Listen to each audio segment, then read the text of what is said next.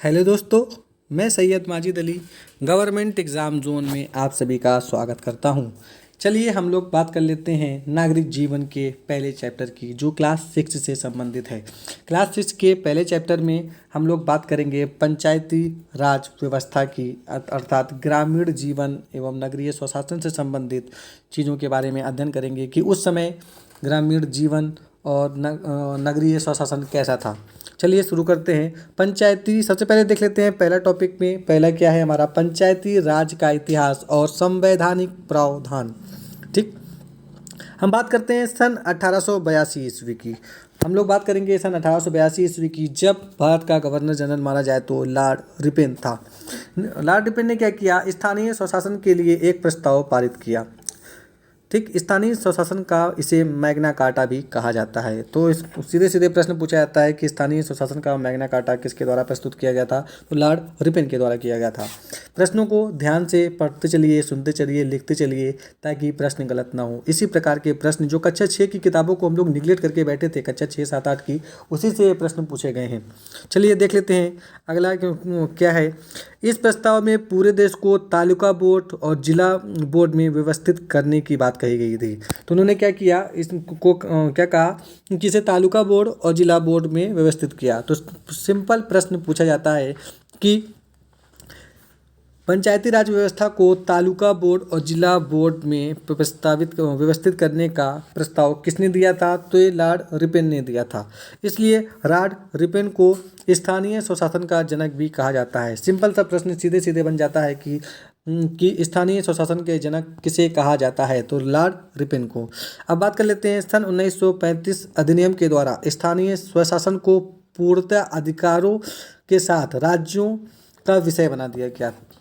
तो राज्यों का विषय कब बना था? ये सन 1935 ईस्वी में राज्यों का विषय बना दिया गया था। यानी कि जो 1882 ईस्वी में प्रस्ताव पारित किया गया था, जिसे हम तालुका बोर्ड और जिला बोर्ड में व्यवस्थित करके पढ़ रहे थे अभी तक, अब 1935 ईस्वी में इसे अधिनियम के द्वारा स्थानीय स्वशासन का पूर्णतः अधिकार राज्य का एक विषय बना दिया गया था। ठीक, अब उसके आगे देख लेते हैं। पंचायत को व्यवस्थित स्वरूप देने के लिए जवाहरलाल नेहरू ने ग्राम उद्धार समिति तथा बलवंत राय मेहता समिति सन 1957 का गठन किया था। ठीक, अब इसमें सिंपल प्रश्न पूछा जाता है कि पंचायती राज को व्यवस्थित रूप कौन सी समिति के माध्यम से बनाया गया था? तो ग्राम उद्धार समिति और बलवंत राय मेहता समिति कब बनाई गई थी? 1957 ईस्वी में बनाई थी। किसने बनाई थी? पंडित जवाहरलाल नेहरू ने इसका गठन किया गया था, क्योंकि उस समय के जो प्रधानमंत्री थे पंडित जवाहरलाल नेहरू थे। ठीक, पंडित जवाहरलाल नेहरू ने पंचायत को व्यवस्थित रूप देने के लिए जवाहरलाल नेहरू ने ग्राम उद्धार समिति और बलवंत राय मेहता समिति का गठन 1957 ईस्वी में किया था। ठीक, अब उसमें क्या हुआ? बलवंत राय मेहता समिति ने पूरी योजना को एक रिपोर्ट के रूप में प्रस्तुत कर त्रिस्तरीय पंचायती व्यवस्था, ठीक, का प्रस्ताव दिया था। किसने दिया था? तो सिंपल प्रश्न पूछा जाता है कि त्रिस्तरीय पंचायती राज व्यवस्था का प्रस्ताव किसने दिया था? तो बलवंत राय मेहता समिति ने दिया था। ठीक, इसमें कौन कौन से थे? ठीक, ग्राम पंचायत का क्षेत्र, पंचायत का क्षेत्र और जिला पंचायत। तो ये 3 प्रकार के थे। ठीक, ग्राम पंचायत क्षेत्र, पंचायत और जिला पंचायत को प्रस्तावित कर दिया गया था। किसने किया था? बलवंत राय मेहता समिति ने। किसके समक्ष प्रस्तुत किया था? कैबिनेट के समक्ष प्रस्तुत किया होगा, क्योंकि जो भी प्रस्ताव रखे जाते थे उसमें कैबिनेट में रखे जाते थे। ठीक, देखिए 2 समिति बनाई थी। ठीक, ग्राम उद्धार समिति और बलवंत राय मेहता समिति कब बनाई गई थी? 1957 ईस्वी में। ठीक, 1957 ईस्वी में बलवंत राय मेहता समिति ने पूरी योजना को एक रिपोर्ट के माध्यम से प्रस्तुत किया। ठीक, वो रिपोर्ट कौन सी? त्रिस्तरीय पंचायती व्यवस्था कहलाई। वो जो रिपोर्ट प्रस्तुत की थी बलवंत राय मेहता ने, वो त्रिस्तरीय पंचायत व्यवस्था कहलाई। ठीक, वो कौन कौन सी थी? ग्राम पंचायत क्षेत्र था, पंचायत और जिला पंचायत था। ठीक, इसे 2 अक्टूबर 1959 ईस्वी को राजस्थान के नागौर जिले में से पूरे देश में लागू कर दिया गया। तो सबसे पहले प्रश्न पूछ लिया जाता है कि त्रिस्तरीय पंचायत व्यवस्था सबसे पहले कहाँ, किस राज्य में लागू की गई थी? तो किस राज्य में लागू की गई थी? ये 2 अक्टूबर को राजस्थान में लागू की गई थी। कौन से जिले में? नागौर जिले में। नागौर जिले के बाद ही पूरे भारत में ये लागू की गई थी। कब लागू की गई थी ये? 2 अक्टूबर 1959 ईस्वी को सर्वप्रथम राजस्थान के नागौर जिले में त्रिस्तरीय पंचायत व्यवस्था लागू की गई थी। ये प्रश्न 1000 बार पूछे जा चुके हैं, अधिकतर परीक्षाओं में ये प्रश्न पूछे ही जा सकते हैं। ठीक, 1988 में पीके थुंगन समिति के सुझाव के आधार पर ही पंचायत राज को संवैधानिक दर्जा दिया गया। अब प्रश्न पूछा जाता है कि पंचायत राज को संवैधानिक दर्जा कब दिया गया था? तो 1988 में दिया गया था। ठीक, कौन सी समिति ने दिया था? किस समिति के सुझाव से दिया था? थुंगन समिति के सुझाव पर दिया गया था। एक ही पॉइंट में 3-3, 4-4 प्रश्न छुपे हुए हैं। अगर आप सही तरीके से प्रश्नों का मंथन करने वाले व्यक्ति हैं तो डेफिनेटली एक भी प्रश्न आपके गलत नहीं होने वाले हैं। तो 1988 ईस्वी के पीके थुंगन समिति के सुझाव के आधार पर पंचायती राज को संवैधानिक दर्जा दिया गया था। चलिए आगे देख लेते हैं। चलिए अब देख लेते हैं क्या है इसमें दिया हुआ है कि प्रधानमंत्री पीवी नरसिम्हा राव जी ने 24 अप्रैल 1993 ईस्वी को 73वें संविधान संशोधन पारित करा के पंचायती राज को संवैधानिक दर्जा दिया था। उस समय के जो तात्कालिक प्रधानमंत्री थे, इससे 3-4 प्रश्न बन रहे हैं। प्रधानमंत्री पीवी नरसिम्हा राव, प्रधानमंत्री पीवी नरसिम्हा राव कब थे? 1993 ईस्वी को थे। उस 24 अप्रैल 1993 ईस्वी को कौन सा संविधान संशोधन हुआ था? 73वां संविधान संशोधन हुआ था। ठीक, पंचायती राज व्यवस्था को संवैधानिक दर्जा कब मिला था? 24 अप्रैल 1993 ईस्वी को। सिंपल से हम एक एक तथ्य के रूप में याद कर लेते हैं कि प्रधानमंत्री पीवी नरसिम्हा राव जी ने 24 अप्रैल 1993 ईस्वी को 73वें संविधान संशोधन पारित करा के पंचायती राज व्यवस्था को संवैधानिक दर्जा प्रदान किया, जिसके कारण हर वर्ष 24 अप्रैल को पंचायती राज दिवस मनाया जाता है। अब एक प्रश्न और निकल के आता है कि पंचायती राज दिवस कब मनाया जाता है? तो 24 अप्रैल को मनाया जाता है। कब से मनाया जा रहा है? 1993 ईस्वी से मनाया जा रहा है। कौन सा संविधान संशोधन था? 73वां संविधान संशोधन था। उस समय के प्रधानमंत्री कौन थे? पीवी नरसिम्हा राव थे। ठीक, एक प्रश्न ये बन गया। इतने सारे प्रश्नों की तैयारी हमारे आसानी से हो जाती है। ठीक, पंचायती राज व्यवस्था के लिए संविधान का भाग 9 जोड़ा गया। ठीक, अब हम ये प्रश्न देख लेते हैं कि पंचायती राज के लिए जो संविधान में भाग 9 को जोड़ा गया, तो 9 को कब जोड़ा गया? 73वें संविधान संशोधन में जोड़ा गया होगा। डेफिनेटली जोड़ा गया होगा। जब 1993 ईस्वी में 73वां संविधान संशोधन हुआ और उसको संवैधानिक दर्जा दिया गया तभी ना, तो इसमें 9 भाग बना दिए गए होंगे। तो संविधान फिर सिंपल से देख लेते हैं कि जो पंचायती राज के लिए संविधान में भाग 9 जोड़ा गया और इस भाग के माध्यम से इसको पंचायती राज का संवैधानिक दर्जा दिया गया, जो 24 अप्रैल 1973 ईस्वी को दिया गया था। ठीक, इसीलिए 24 अप्रैल को पंचायती राज को दिवस के रूप में मनाया जाता है। चलिए आगे देख लेते हैं। चलिए अब देख लेते हैं कि जो पंचायती राज व्यवस्था लागू की गई थी इसके अंतर्गत कितने अनुच्छेद। ठीक, इसके अंतर्गत 16 नए अनुच्छेद कहाँ से कहाँ तक जोड़े गए? 243 ए से लेकर 243 ओ को जोड़ा गया। ठीक, और 11वीं अनुसूची जोड़ी गई। प्रश्नों को समझिएगा अच्छे तरीके से। कितने अनुच्छेद जोड़े गए थे? 16 अनुच्छेद जोड़े गए थे। कहाँ से कहाँ तक थे? 243 ए से लेकर 243 ओ तक। यानी कि 243 जो अनुच्छेद है वो पंचायती राज व्यवस्था से संबंधित है और इसके अंतर्गत ए से लेकर ओ तक जो भी 16 अनुच्छेद हैं वो पंचायती राज व्यवस्था से संबंधित ही है। ठीक, उसके बाद दिया गया इसमें 11वीं अनुसूची जोड़ी गई, यानी कि पंचायती राज व्यवस्था के लिए अनुसूची जोड़ी गई 11वीं। ठीक, भाग कौन सा जोड़ा गया? 9। कब किया गया? 1993 ईस्वी को। अब हम बात कर लेते हैं 29 विषय ऐसे दिए गए जिसमें पंचायतों के निर्णय लेने और नियम बनाने का अधिकार था। तो पंचायतों को नियम बनाने का अधिकार नियम बनाने के लिए, जो निर्णय लेने के लिए जो नियम बनाए गए उसमें कितने विषय शामिल किए गए थे? 29 विषय शामिल किए गए। तो सिंपल तरीके से प्रश्न पूछा जाता है कि पंचायती राज व्यवस्था में नियम और कानून बनाने के लिए कितने विषय जोड़े गए, कितने विषयों का अधिकार है? तो 29 विषयों का अधिकार है। चलिए अब हम लोग नया टॉपिक पढ़ लेते हैं। क्या है इसके अंतर्गत? नया पॉइंट है ग्रामीण स्वशासन। ठीक, अगर हम ग्रामीण स्वशासन की बात करेंगे तो ये थोड़ा सा उससे हटकर है, लेकिन सेम चीज़ें हैं, मिलती सेम चीज़ें हैं। ठीक, इसमें देख लेते हैं क्या है। ग्रामों में सार्वजनिक सुविधाओं जैसे कुआं, तालाब, सड़कें, नाली एवं विद्यालय, हैंडपंप, नलकूप आदि का प्रबंध करने के लिए ग्रामीण स्वशासन होता है। ठीक, ग्रामीण स्वशासन किस लिए होता है? सिंपल तरीके से देखें कि गांव में सार्वजनिक चीज़ों को जो उपयोग किया जाता है, सार्वजनिक चीज़ों को जो उपयोग होता है, उसकी व्यवस्था ग्रामीण स्वशासन करता है। इसके अंतर्गत सार्वजनिक सुविधाओं को उपलब्ध कराने, अन्य समस्याओं का निवारण करने के लिए पंचायत व्यवस्था बनाई जाती है। उसके बाद बात कर लेते हैं पंचायती व्यवस्था 3 स्तरों पर कार्य करती है। तो सीधे सीधे प्रश्न पूछा जाता है कि पंचायती व्यवस्था कितने स्तरों पर काम करती है। तो ये 3 स्तर होते हैं जो मुख्य हैं: ग्राम पंचायत, क्षेत्र पंचायत, जिला पंचायत।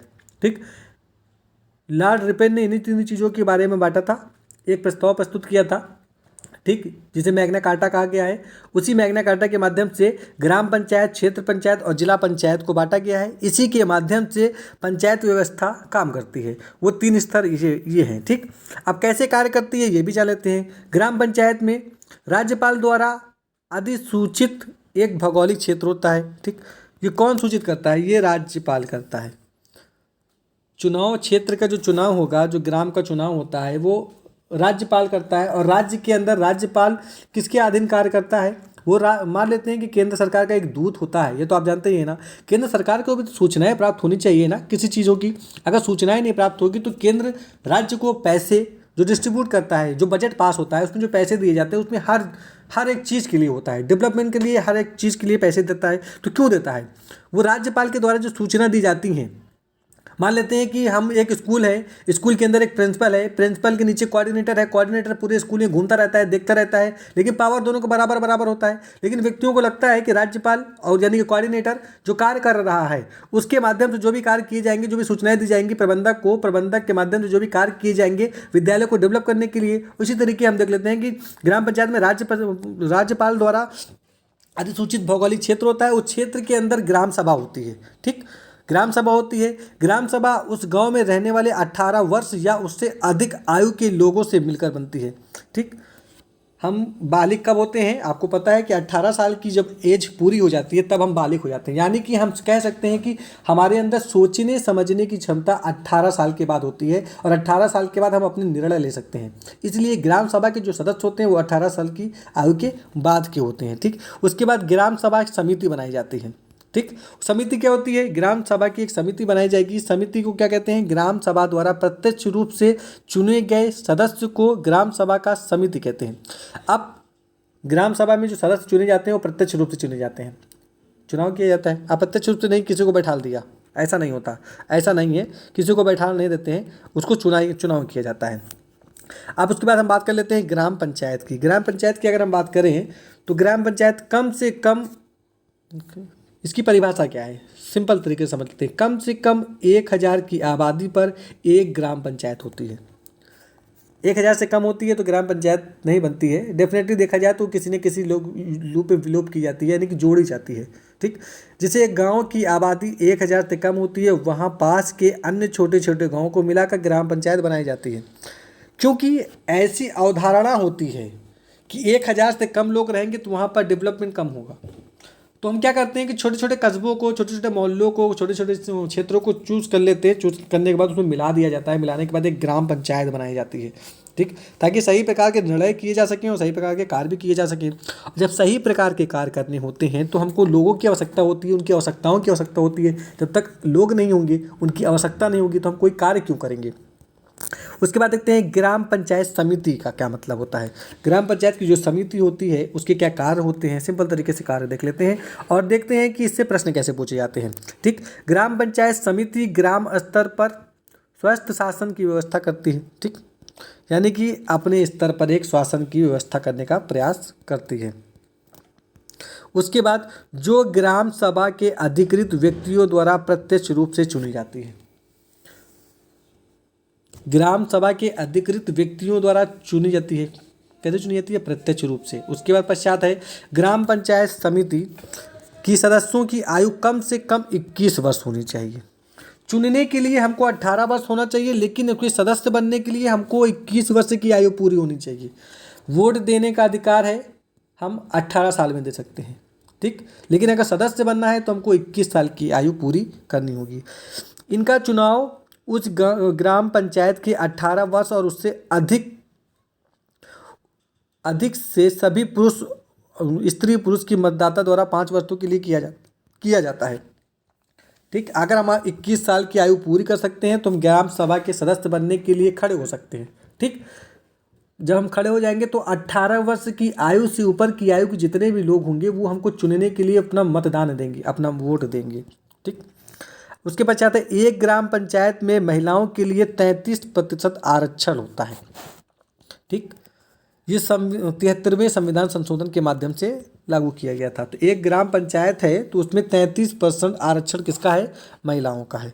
उसके पश्चात है, मतदान द्वारा ग्राम पंचायत का एक प्रधान चुना जाता है। अभी जो प्रधानी का इलेक्शन चल रहा है वो इसी मेथड पे चल रहा है, ठीक, इसी मेथड पे चल रहा है। कहीं एसटी सीट आती है, कहीं आरक्षण से संबंधित सीट आती है, कहीं जनरल सीट आती है, कहीं ओबीसी की सीट आती है। ये 73वें संविधान संशोधन में जो 16 अनुच्छेद बनाए गए हैं उन्हीं अनुच्छेदों को ध्यान में रखकर, ठीक, जो 243 ए से लेकर 243 ओ तक बनाए गए हैं उन्हीं अनुच्छेदों के अंदर ये प्रावधान दिए गए हैं कि कहाँ किस प्रकार की सीट होगी, कितना आरक्षण होगा, वो सभी इसी चीज़ों से संबंधित हैं, ठीक।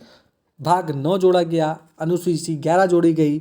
ये सब चीज़ों को बनाया गया है ताकि डेवलप हो सके, गांव का डेवलप हो सके, शहर के साथ साथ हम गांव को भी ध्यान में रखें और अपने जीवन को व्यतीत करने के लिए हमको ग्रामीण तो जोड़ना ही जोड़ना है। अगर ग्रामीण को हम नहीं जोड़ते हैं तो डेफिनेटली हमारा जीवन सफल नहीं होने वाला है। तत्पश्चात हम बात कर लेते हैं अगले पॉइंट की। ग्राम पंचायत समिति के सदस्य के एक सदस्य को बहुमत से उप प्रधान चुन लिया जाता है, ठीक। एक बहुमत होती है, अगर कोई भी हो, अगर बहुमत हो तो ठीक है, बहुमत होती है तो नहीं तो मिलीजुली सरकार बनाई जाती है, जैसे सरकार बनाती है, ठीक। ग्राम पंचायत द्वारा उप प्रधान को पद से हटाने के लिए कम से कम 2/3 सदस्यों के समर्थन की आवश्यकता होती है। यह प्रस्ताव जिला पंचायत अधिकारी के पास भेजा जाता है। अगर किसी को हटाना है, कोई ग्राम पंचायत का सदस्य है यानी प्रधान है, उप प्रधान है, अगर उसको हटाना है तो कम से कम जो सदस्य होते हैं ग्राम पंचायत के उसके 2/3 सदस्य समर्थन देते हैं और वो प्रस्ताव कहाँ भेजा जाता है? जिला पंचायत में भेजा जाता है, जिला पंचायत राज में इसके अधिकारी के पास भेजा जाता है, तो ये स्वीकार किया जा सकता है। फिर उसके बाद अधिवास प्रस्ताव, जो अविश्वास प्रस्ताव होता है। मान लीजिए कि अगर हम किसी को हटाना चाहते हैं तो उसके ऊपर हमको अविश्वास होगा, अगर अविश्वास है तभी ना हम किसी को हटाएंगे। तो अविश्वास जो प्रस्ताव है वो 1 वर्ष के कार्य पूरा होने के पश्चात ही लिया जा सकता है। ऐसा नहीं है कि कोई जीत गया और आप पहुंच गए उसको हटाने के लिए। 1 वर्ष तक वो कार्य करेगा। अगर 1 वर्ष तक आप संतुष्ट नहीं होते हैं तब जाके अविश्वास प्रस्ताव को और अधिकारियों के पास प्रस्तुत किया जाता है। यदि एक बार यह प्रस्ताव निरस्त हो गया तो दोबारा ऐसा प्रस्ताव 1 वर्ष तक नहीं लिया जा सकता। ऐसा नहीं है कि आप किसी व्यक्ति को जाइए और प्रधान बन गया है, गांव के लोग उससे परेशान हैं, जाके अविश्वास पात्र प्रस्ताव पारित करेंगे और वो हट जाएगा। अगर वो अपने जितने भी उसके द्वारा जो इंक्वायरी होती है, इंक्वायरीज को पूरी कर लेता है, पूरी करने के बाद अगर वो सही बैठता है तो 1 वर्ष तक का उसको और चांस दिया जाता है। चलिए आगे देख लेते हैं क्या पॉइंट्स हैं। कानून के अनुसार ग्राम पंचायत में महिला तथा अनुसूचित जाति सदस्य होना आवश्यक है, ठीक। ये सबसे मुख्य इम्पोर्टेंट है। कानून के अनुसार ग्राम पंचायत में महिला तथा अनुसूचित जाति के सदस्यों का होना आवश्यक है। अगर वो नहीं होंगे तो वो सीट नहीं दी जाती। अगर अनुसूचित जाति, मान लीजिए कोई गांव है वहाँ पर अनुसूचित जाति के व्यक्ति नहीं हैं तो वहाँ पर अनुसूचित सीट ही भी नहीं होगी, ठीक। अगर अनुसूचित जाति के व्यक्ति हैं तभी तो सीट दी जाएगी। अगर नहीं है, मान लीजिए 1% 2% अनुसूचित जनजाति के लोग हैं, वहाँ पर आरक्षण के माध्यम से अगर आप ज़बरदस्ती सीट लाना चाहें तो वो कानून के विरुद्ध होगा। इसलिए वहाँ पास इन चीज़ों को विशेष तौर से ध्यान दिया जाता है। अगला पॉइंट देख लेते हैं। ग्राम पंचायत के सदस्यों की संख्या 9 से 15 तक हो सकती है, ठीक। ये प्रश्न पूछा गया है और परीक्षाओं में पूछा भी जाता है। ग्राम पंचायत के सदस्यों की संख्या लगभग कितनी होनी चाहिए? 9 दे देता है तो आप 9 टिक कर दीजिए, 9 से 15 दे देता है तो 15 टिक कर दीजिए। नहीं पूछा जाता है सिंपली कि ग्राम पंचायत के सदस्यों की अधिकतम संख्या कितनी होती है, तो 15 होती है। एक प्रश्न और पूछा जा सकता है इसमें, ग्राम पंचायत के सदस्यों की न्यूनतम संख्या कितनी होनी चाहिए, तो 9 होनी चाहिए, चलिए देख लेते हैं, इसमें एक सारणी बनी हुई है, देखने का प्रयास करते हैं हम। ग्राम सभा की कुल जनसंख्या, यानी कि ग्राम सभा की कोई जनसंख्या है तो कुल 1000 की जनसंख्या होनी चाहिए, तब उसमें सदस्यों की संख्या 9 हो सकती है। यदि 2000 है तो सदस्यों की संख्या लगभग 11 होनी चाहिए। ठीक, यदि 3000 की जनसंख्या है, यदि 3000 की जनसंख्या है तो सदस्यों की संख्या कितनी है, 13 होनी चाहिए। और 3000 से अधिक है, और 3000 से अधिक है तो सदस्यों की संख्या कितनी होनी चाहिए, लगभग 15 होनी चाहिए। अगर देखिए सिंपल से प्रश्न पूछे जा सकते हैं कि ग्राम सभा की कुल जनसंख्या यदि 1000 है तो ग्राम पंचायत के सदस्यों की संख्या न्यूनतम कितनी होनी चाहिए, 9 होनी चाहिए। यदि आपसे पूछ लिया जाए कि ग्राम सभा के कुल सदस्यों की संख्या लगभग 3000 से अधिक है तो सदस्यों की संख्या कितनी होनी चाहिए, तो आप आंसर करेंगे 15। ठीक, अब हम बात कर लेते हैं ग्राम पंचायत में जनता द्वारा निर्वाचित प्रतिनिधित्व। जनता द्वारा कैसे निर्वाचित प्रतिनिधित्व होते हैं ये देख लेते हैं। नंबर 1 ग्राम प्रधान होता है, नंबर 2 ग्राम पंचायत के सदस्य होते हैं। ग्राम पंचायत में सरकार द्वारा नियुक्त कर्मचारी होते हैं। ठीक, उसके बाद ग्राम पंचायत में अधिकारी जो सेक्रेटरी होते हैं। फिर ग्राम पंचायत के अधिकारी, ग्राम पंचायत का सचिव होता है, उसे सेक्रेटरी भी कहा जाता है। ठीक, ये प्रश्न है इम्पॉर्टेंट। ग्राम पंचायत का जो अधिकारी होता है, ग्राम पंचायत का सचिव होता है, उसे सेक्रेटरी भी कहते हैं, वही पूरी ग्राम पंचायत की निगरानी करता है। ग्राम पंचायत सचिव ग्राम पंचायत समिति का हिसाब किताब तथा किए गए कार्यों का ब्यौरा रखता है। तो सिंपल तरीके से प्रश्न पूछा जाता है कि ग्राम पंचायत में जो कार्य होते हैं, जो ग्राम प्रधान द्वारा किए जाते हैं, उसका हिसाब किताब कौन रखता है, ग्राम पंचायत का सचिव रखता है या ग्राम पंचायत का सचिव रखता है। ठीक, चलिए अगले देख लेते हैं, आगे पॉइंट क्या है। वह ग्राम पंचायत की बैठक करता है, सरकारी योजनाओं के विषय में गांव के लोगों को देता है तथा बैठक का विवरण लिखता है। ठीक, जो ग्राम पंचायत का सचिव होता है, जो अधिकारी होता है, सरकार के द्वारा, केंद्र सरकार के द्वारा हो या राज्य सरकार के द्वारा हो, जो भी व्यवस्थाएं या कानून या लाभ वाली जो योजनाएं होती हैं उसको जब लागू की जाती है सरकार के माध्यम से, तो इसका ब्यौरा कौन प्रस्तुत करता है, सचिव करता है, जो सेक्रेटरी होता है। वो ग्राम पंचायत में बैठक करता है, बैठक करने के बाद ग्राम के प्रधान को, वहाँ के सदस्यों को बताता है, बताने के पश्चात तो पूरे गांव में लागू करने का प्रयास करता है।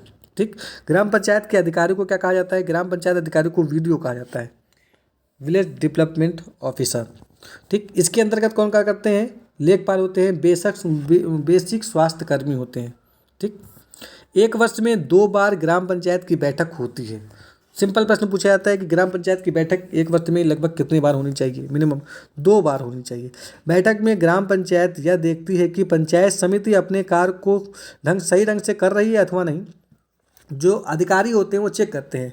मान लीजिए कि आपने किसी को प्रधान चुन लिया, चुनने के बाद वो 5 सालों तक कोई कार्य नहीं करता है, तो डेफिनेटली उस बैठक में आप शिकायत कर सकते हैं कि प्रधान, तभी तो आप अविश्वास पत्र जो होता है वो प्रस्तावित करेंगे, तभी उसको पद से हटाया जाएगा, प्रधान की कुर्सी खाली हो सकती है। 1 वर्ष तक उसने कोई काम नहीं किया तो आप उसकी शिकायत करेंगे, तो वो सुधार करने का प्रयास करेगा और अपने गाँव में कुछ डेवलप कराने का प्रयास करेगा। और इसका ऑब्जर्वेशन कौन करेगा, अधिकारी करेगा। कौन, ग्राम विकास अधिकारी, जो वीडियो होता है। ठीक, पंचायत में आय का स्रोत, ठीक, सरकार द्वारा दिए गए अनुदान से होता है। अब पैसे कहाँ से आते हैं ये भी तो जानना जरूरी होता है ना, कि पैसे कहाँ से आ रहे हैं। सरकार जो नियम और कानून लागू करती है, जो भी योजनाएं लागू करती है, उसके जो पैसे होते हैं वो प्रधान को वो डिस्ट्रीब्यूट किए जाते हैं एसडीएम के खाते में। ठीक, या फिर एसडीएम के खाते में देते हैं, ब्लॉक डेवलपमेंट ऑफिसर जो होता है वीडियो के खाते में या सचिव के खाते में दिए जाते हैं। फिर वो पंचायत समिति के जो केंद्र अध्यक्ष होते हैं, मान लेते हैं प्रधान के खाते में दिए जाते हैं। प्रधान अपने खाते से निकाल के उसका यूज़ करता है। ठीक, पुनः इलेक्शन होने से पहले उसके खाते को सीज कर दिया जाता है, फिर वहाँ से वो पैसे नहीं निकाल सकता है। ठीक, अगर वो जीतता है तब उसके खाते को रिलीज़ किया जाता है, नहीं तो सरकार उस पर कब्जा कर लेती है। ठीक, पंचायत के कार्य क्या क्या होते हैं, चलिए अब ये भी देख लेते हैं पंचायत के कार्य क्या क्या होते हैं। थोड़ा सा देख लेते हैं। सरकार द्वारा दिए गए अनुदान से सरकार का काम चलता है। हाट, मकान, दुकान, जमीन आदि द्वारा दिए गए टैक्स जो होते हैं वो पंचायतों के विकास के लिए, जो पंचायत समिति उपयोग करती है। मान लीजिए नगर पंचायत में कोई रहता है, ठीक, तो हम लोगों को टैक्स देना होता है, पानी का बिल देना होता है, ठीक, घर का कर देना होता है, ठीक। या फिर जो बंजर भूमि होती है, जो सरकार की अधिकृत होती है, उस भूमि का जो पट्टा होता है, पट्टा पंचायत में जो भी पैसे, पट्टे से जो पैसे आते हैं वो पंचायत उसमें लगा सकती है, ठीक। लेकिन अधिकारियों के अनुमोदन से सरकार का हस्तक्षेप रहता है। इसमें सरकार का हस्तक्षेप अधिकारियों के माध्यम से रहता है। जब वो व्यक्ति को पैसे प्राप्त होते हैं, मान लीजिए कि उसमें सरकारी कोई तालाब है, सिंपल से बात कर लेते हैं, गांव में तालाब वगैरह मिल जाते हैं, सरकारी कोई तालाब है, उस तालाब को पट्टे पे देना है, तो उसका जो पैसा होगा वो ग्राम विकास अधिकारी के माध्यम से उस खाते में जमा किया जाएगा और उसका विकास कार्य उसी में लगेगा, उस गांव में लगेगा, उसमें तालाब में लगेगा। इस प्रकार के कार्य किए जाते हैं। अब ग्राम पंचायत के कार्य क्या होते हैं? प्राथमिक विद्यालयों की निगरानी करना, ठीक, गाँव की गलियों में सड़क को बिछवाना, ठीक, सड़क बनवाना, ये सब इसके मुख्य कार्य होते हैं। पानी के निकासी के लिए नाली बनवाना, बिजली, पानी इत्यादि की व्यवस्था करना, जन्म और मृत्यु का विवरण तैयार करना, ठीक, जरूरतमंदों को चिन्हित करना और कार्य की प्राथमिकता का निर्णय करना। इस प्रकार के जो कार्य होते हैं वो ग्राम पंचायत के कार्य होते हैं, ठीक। क्षेत्र पंचायत के कार्य मान लेते, क्षेत्र पंचायत के बारे में देख लेते हैं, ठीक। क्षेत्र पंचायत क्या होती है? कई ग्राम पंचायत को मिलाकर विकास खंड बनता है, ठीक, इसे हम विकास क्षेत्र कहते हैं। यदि ग्राम पंचायतों के चुनाव के समय क्षेत्र पंचायत सदस्य भी चुने जाते हैं, सभी जो ग्राम पंचायत के चुनाव होते हैं उसी के साथ ही साथ क्षेत्र पंचायत के सदस्य चुने जाते हैं। इन सदस्यों को बीडीसी मेंबर भी कहते हैं, ठीक। विकास खंड के सभी गांवों के प्रधान और क्षेत्र पंचायत सदस्य को मिलाकर क्षेत्र पंचायत बनती है। इस क्षेत्र में के सांसद और विधायक जी क्षेत्र पंचायत के सदस्य होते हैं। जो सांसद होगा, ठीक, विकास खंड का, यानी कि जो विकास खंड का प्रधान है, विकास खंड के जो प्रधान हैं उसके सदस्य हैं, उनको मिलाकर, और इस क्षेत्र का जो सांसद होगा और विधायक होगा वो भी क्षेत्र पंचायत का सदस्य होता है। यानी कि हम कह सकते हैं कि सांसद और विधायक भी क्षेत्र पंचायत के सदस्य होते हैं। तो प्रश्न पूछा जा सकता है कि क्षेत्र पंचायत के अंतर्गत सदस्य कौन कौन होते हैं? तो विकास खंड के गाँव के सभी प्रधान होते हैं, क्षेत्र के सदस्य होते हैं, उसके बाद सांसद होते हैं, विधायक होते हैं। इस प्रकार के प्रश्न पूछे जा सकते हैं। आपको कुछ भी रख देगा, आपको टिक करना होगा, ठीक। क्षेत्र पंचायत के सभी सदस्य अपने बीच में एक पंचायत प्रमुख का चुनाव करते हैं। उन्हीं लोगों को ब्लॉक प्रमुख भी कहा जाता है, ठीक। अब इसके अंतर्गत ब्लॉक प्रमुख को खोजा जाता है, ठीक। इसमें दिया गया है कि क्षेत्र पंचायत के सभी सदस्य अपने बीच से एक पंचायत प्रमुख का चुनाव करते हैं। यानी कि पंचायतों के जो सदस्य होते हैं सारी कमेटियों के माध्यम से एक पुनः चुनाव किया जाता है। उसमें से किसी एक व्यक्ति को ब्लॉक का प्रमुख बनाया जाता है। इसके साथ ही पंचायत सदस्य एक प्रमुख और एक कनिष्ठ उप प्रमुख जिसे कहा जाता है का चुनाव करते हैं, ठीक। इसके साथ ही पंचायत सदस्य एक प्रमुख और एक कनिष्ठ का चुनाव करते हैं। क्षेत्र पंचायत के सभी सदस्य 5 वर्ष के लिए नियुक्त किए जाते हैं, ठीक, 5 वर्ष के लिए चुने जाते हैं। यानी कि सिंपल पूछ लिया जाता है कि पंचायत व्यवस्था में जो आयु लगाई गई है कितने वर्ष तक होनी चाहिए? 5 वर्ष तक होनी चाहिए। सदस्यों की उम्र कम से कम 21 वर्ष होनी चाहिए। 21 वर्ष के नीचे वो सदस्य चुना नहीं जा सकता, ठीक। उसके बाद विकास खंड के गाँव को हो रहे कार्यों के देख रेख के लिए कई छोटी छोटी समितियाँ बनाई जाती हैं। कैसी समितियाँ बनाई जाती हैं? जैसे क्षेत्र के निर्माण की समिति, क्षेत्र की जल समिति, क्षेत्र की शिक्षा समिति, क्षेत्र के स्वास्थ्य रक्षा की समिति। कुल मिला के हम काम को डिस्ट्रीब्यूट कर देते हैं। जब काम को डिस्ट्रीब्यूट कर देंगे तो काम की निगरानी अच्छे प्रकार से होगी। मान लेते हैं कि हम सिंपली एक बात बोलें कि अगर हम एक विद्यालय चलाना चाहते हैं तो विद्यालय के अंतर्गत हमको कार्यों को बांटना होगा। एक अकेला व्यक्ति अगर वो सदस्य है, वो सचिव है, तो पूरे विद्यालय को नहीं चला सकता है ना। तो उसमें कुछ ना कुछ हमको खंडन करना पड़ेगा, ठीक, विभागों को बांटना पड़ेगा। कार्य करने के लिए हमको कार्यों को बांटना पड़ेगा, तभी अच्छे तरीके से और अच्छे ढंग से कार्य किए जा सकते हैं। कई विकास खंड में क्षेत्र खंड में क्षेत्र प्रमुख के पद महिलाओं, अनुसूचित जातियों और पिछड़ी जातियों के लिए आरक्षित होते हैं। मान लेते हैं कि कोई गांव का क्षेत्र है, कोई विकास क्षेत्र है, वहाँ पर अनुसूचित जनजाति के लोग अधिक हैं, ठीक, और महिलाओं की संख्या अधिक है तो वहाँ पर इनकी संख्या को ध्यान में रखकर इसको आरक्षित कर दिया जाता है, यानी कि कुछ क्षेत्र निश्चित कर दिया जाता है कि इसमें आरक्षण दिया जाता है महिलाओं को, अनुसूचित जातियों के लोगों को। ठीक, सरकार द्वारा एक खंड विकास अधिकारी की नियुक्ति की जाती है। सरकार द्वारा विकास खंड अधिकारी की नियुक्ति होती है यह ब्लॉक प्रमुख के सचिव के रूप में कार्य करता है। वीडियो की वैकेंसी निकलती है, आप लोग जानते ही होंगे कि वीडियो की वैकेंसी आई है, अभी हाल ही में आई थी, यानी कि वीडियो विकास डेवलपमेंट ऑफिसर जो होता है उसे ब्लॉक खंड प्रमुख कहा जाता है। इसकी वैकेंसी निकलती है, वैकेंसी निकालने के बाद सरकार उसको चुनती है, तो सिंपली कह सकते हैं कि सरकार के द्वारा एक अधिकारी नियुक्त किया जाता है। ठीक, अब हम बात कर लेते हैं जिला पंचायत की। तो जिला पंचायत क्या होता है, इसके क्या कार्य होते हैं, ये देख लेते हैं। एक जिले के सभी क्षेत्र पंचायतों को मिलाकर जिला पंचायत मिलता है। ठीक, एक जिले के सभी क्षेत्र पंचायतों को मिला दिया जाता है तो एक जिला पंचायत बन जाता है। क्षेत्र पंचायत के सभी ब्लॉक प्रमुख जिला पंचायतों के सदस्य होते हैं। अब हम बात कर रहे हैं जिला पंचायत की, तो यहाँ पर सदस्य ग्राम पंचायत के सदस्य नहीं होंगे, यहाँ पर क्षेत्र पंचायत के सभी ब्लॉक जो होंगे उसके प्रमुख जो होंगे वो जिला पंचायतों के सदस्य होंगे। धीरे धीरे क्वांटिटी बढ़ती जा रही है, देखिएगा, पहले सदस्य थे, फिर प्रधान थे, और फिर उसमें सांसद और विधायक थे, और अब जो ब्लॉक डेवलपमेंट ऑफिसर हैं उनको मिलाने के पश्चात जिला पंचायत का सदस्यों की नियुक्ति की जाती है। जिला के सांसद और विधायक भी, जिले के जो सांसद और विधायक होते हैं वो भी जिला पंचायत के सदस्य होते हैं। ठीक, वो तो क्योंकि एक सांसद जब चुना जाता है या विधायक चुना जाता है तो ग्रामीण यहाँ की क्षेत्र की जनता के द्वारा चुना जाता है, इसलिए उनको स्वतः ही इसमें जगह मिल जाती है। जिला पंचायत के सदस्य अपने बीच से एक अध्यक्ष और एक उपाध्यक्ष को चुनते हैं। ठीक, जिला पंचायत के जो सदस्य होते हैं उन्हीं के बीच से एक अध्यक्ष और एक उपाध्यक्ष चुना जाता है, सरकार नियुक्त नहीं करती, याद रखिएगा। जिला पंचायत सदस्य 5 वर्ष के लिए नियुक्त किए जाते हैं। सदस्यों की उम्र कम से कम 21 वर्ष होनी चाहिए। कुल मिला के हम देखते हैं कि अगर हमको इलेक्शन लड़ना है तो 21 साल की एज पूरी होनी चाहिए। ग्राम पंचायत से संबंधित जो भी इलेक्शन लड़ने हैं, ठीक, उसमें कम से कम 21 वर्ष की आयु पूरी होनी चाहिए।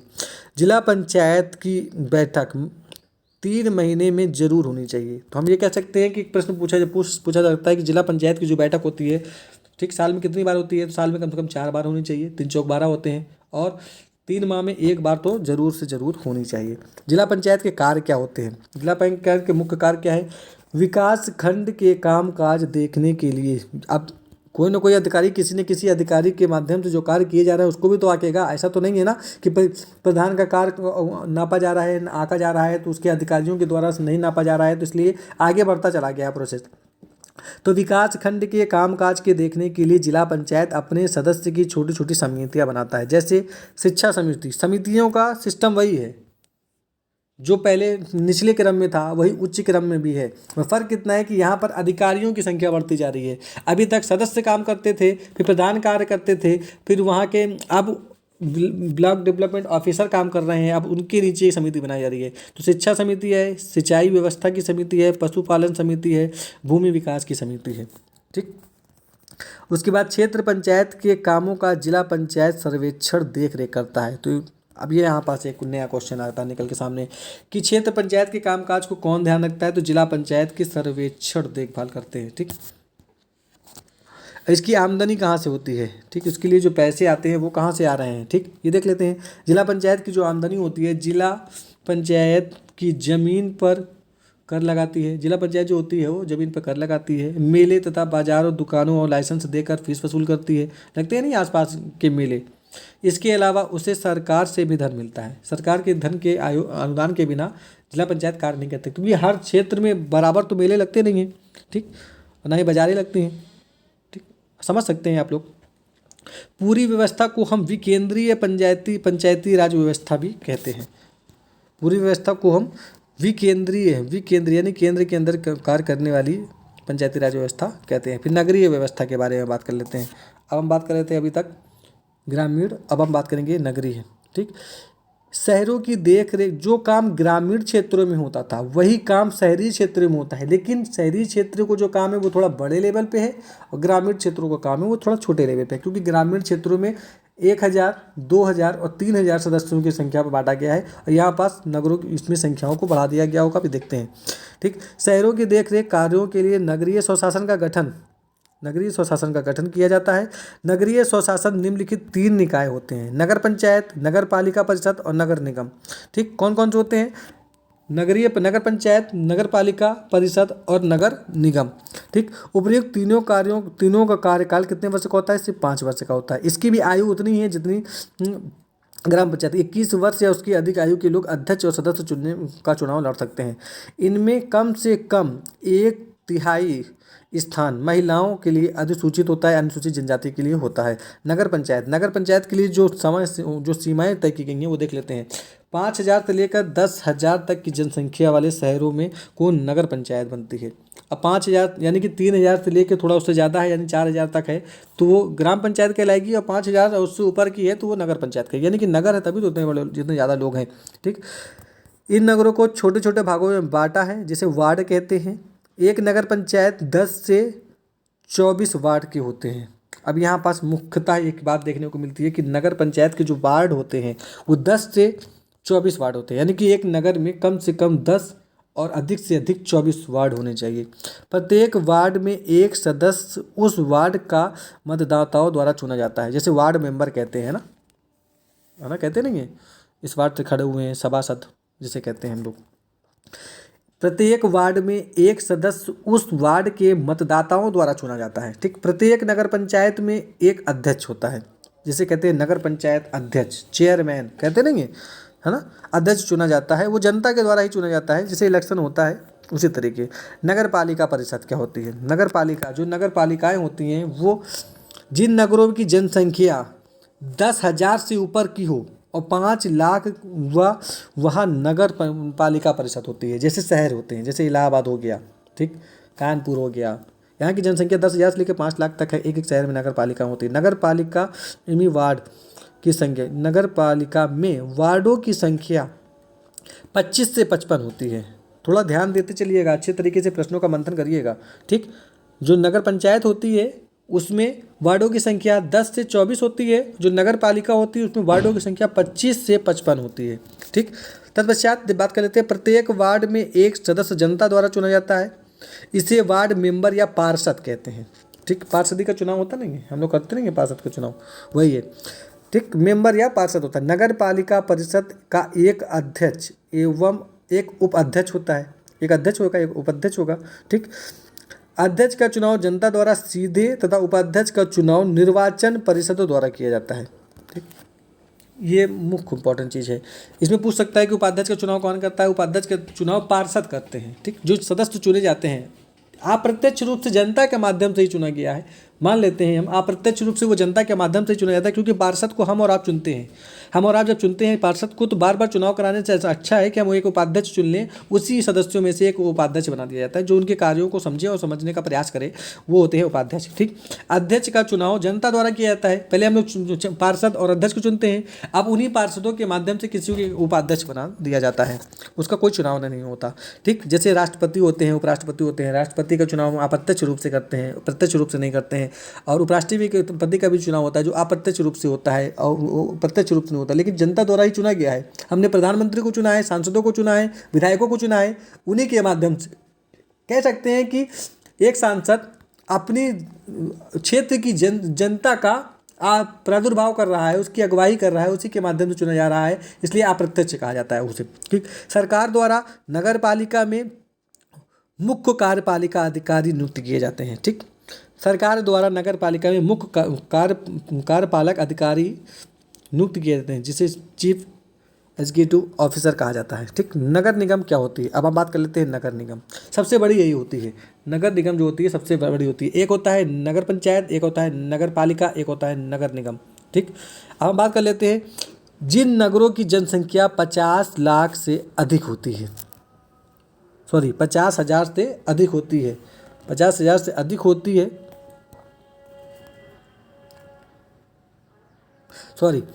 जिन नगरों की जनसंख्या 5 लाख से अधिक होती है वह नगर निगम का गठन किया जाता है। जैसे महाराष्ट्र हो गया, ठीक, कोलकाता हो गया, यहाँ नगर निगम कार्य करते हैं। नगर निगम में चुने गए सदस्यों की संख्या की संख्या जो होती है 60 से 110 होती है, यानी कि जो पार्षद चुने जाते हैं वार्ड नंबर के हिसाब से वो 60 से लेकर 110 तक होते हैं। इन सदस्यों को हम पार्षद कहते हैं। नगर निगम के अध्यक्ष को महापौर या मेयर कहा जाता है। ठीक, जो अध्यक्ष होता है वो मेयर कहलाता है। कहते नहीं है कि शहर में मेयर का इलेक्शन चल रहा है।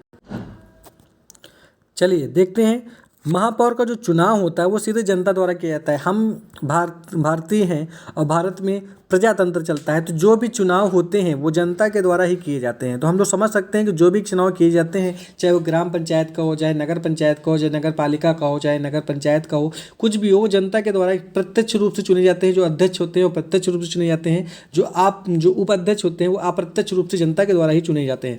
प्रत्येक नगर निगम में मुख्य प्रशासनिक अधिकारी होता है। ठीक, इसमें एक चीज़ दी गई है, प्रत्येक नगर निगम में मुख्य प्रशासनिक अधिकारी होता है, उसे नगर आयुक्त कहा जाता है। एक नगर आयुक्त होता है, क्योंकि अब हर एक चीज़ की निगरानी, मेयर है, मेयर बना दिया आपने तो उसका निगरानी करने के लिए भी तो कोई ना कोई चाहिए होगा। ऐसा तो नहीं है कि वो अपने जीवन के लिए कुछ भी करे और आपके लिए कुछ ना करे। ठीक, इस प्रकार उसमें कुछ ना कुछ नियमबद्धता लाई जाती है। ठीक, अब बात कर लेते हैं, क्षेत्र पंचायत की तरह नगरीय व्यवस्थाएं भी अपनी समितियां बनाती हैं। यह समितियां अलग अलग कार्य करती हैं, जैसे पानी की व्यवस्था समिति, ठीक, स्वास्थ्य की समिति। ये जिस प्रकार की समितियां ऊपर बनी हुई थी उसी प्रकार की समितियां हर क्षेत्र में बनती हैं। ठीक, वार्ड मेंबर इन समिति के सदस्य होते हैं। तो हम वो वार्ड मेंबर को चुनते हैं, वार्ड मेंबर को चुनने के पश्चात इनका सदस्य बना दिया जाता है समितियों का, ताकि वो अपने क्षेत्र में कार्य अच्छे प्रकार से हो रहा है कि नहीं हो रहा है इसकी सूचनाएं देते रहें। अगर सूचनाएं नहीं देंगे तो डेफिनेटली जीवन उपयोगी नहीं होगा, और क्षेत्र पंचायत और नगर पंचायत की जो भी कार्य शैलियाँ हैं वो जीवन में आपको उपयोगी नहीं होंगी। तो आज का हमारा पहला टॉपिक यही समाप्त होता है, और हम लोग नेक्स्ट टॉपिक में बात करेंगे और अगली चीज़ों के बारे में देखते हैं। हम आशा करते हैं कि आपको ये वीडियो अच्छी लगी होगी, तो लाइक करिएगा, और इसके सारे नोट्स आप स्क्रीनशॉट चाहे तो ले लें और चाहे तो नोट कर लें, क्योंकि इस प्रकार की सूचनाएं जो कक्षा 6 की किताबों में मिलती हैं, इतनी प्रकार की चीज़ें जो हमने अभी पढ़ी हैं वो कक्षा 6 की किताब से हैं। समझ लीजिए हमारे लिए कितनी इंपॉर्टेंट होंगी। धन्यवाद।